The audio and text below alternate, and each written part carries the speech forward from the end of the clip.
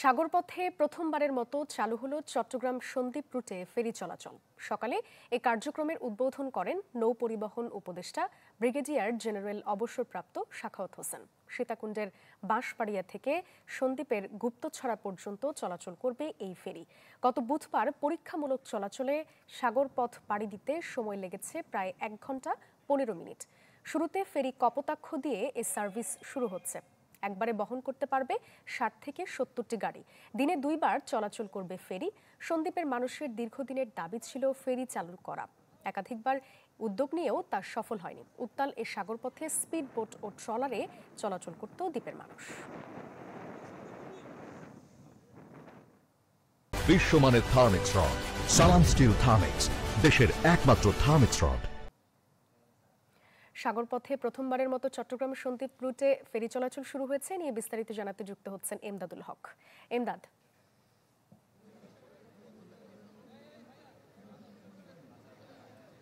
সাদিয়া, দেশের নৌ যোগাযোগ ইতিহাসে নতুন মাইল ফলক স্পর্শ করলো আজ।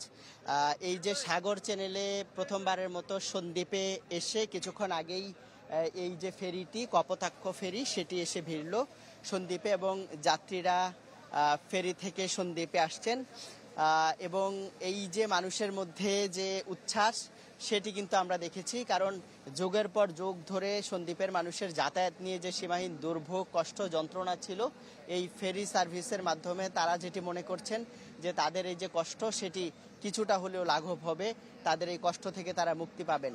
এবং এই যে ফেরি সার্ভিস এবং এই ফেরি সার্ভিসটি চট্টগ্রামের সীতাকুণ্ডের বাঁশবাড়িয়া থেকে আজকে সকাল 8:55 ফেরি সার্ভিসের উদ্বোধন শেষে এটি ছাড়া হয় এবং 10টার কিছু আগে অর্থাৎ 1 ঘন্টার মধ্যে আসলে এটি কিন্তু সীতাকুণ্ড থেকে এই সন্দ্বীপের এখানে আসলো।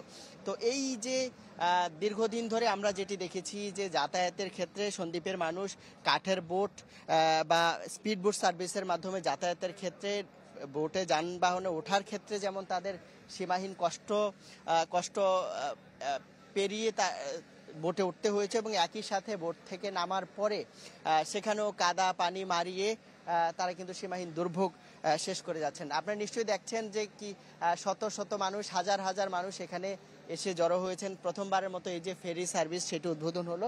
তো এর জন্য তারা নৌ পরিবহন উপদেষ্টাকে, যিনি জ্বালানি উপদেষ্টা আছেন সন্দ্বীপের শয়তান ফজল কবির খান, তাকে কৃতজ্ঞতা জানিয়েছেন। এবং আজকে একটু জানাতে চাই যে নৌ পরিবহন উপদেষ্টা উদ্বোধন করেছেন, সেখানে আরও 6 জন উপদেষ্টা কিন্তু উপস্থিত আছেন এবং প্রধান উপদেষ্টা ভিডিও কনফারেন্সের মাধ্যমে আনুষ্ঠানিকভাবে আসলে বক্তব্য রাখার কিন্তু কথা রয়েছে। এমদাদুল হক, আপনাকে অনেক ধন্যবাদ। চট্টগ্রাম সন্দ্বীপ রুটে ফেরি চলাচল নিয়ে জানাচ্ছিলেন সহকর্মী এমদাদুল হক।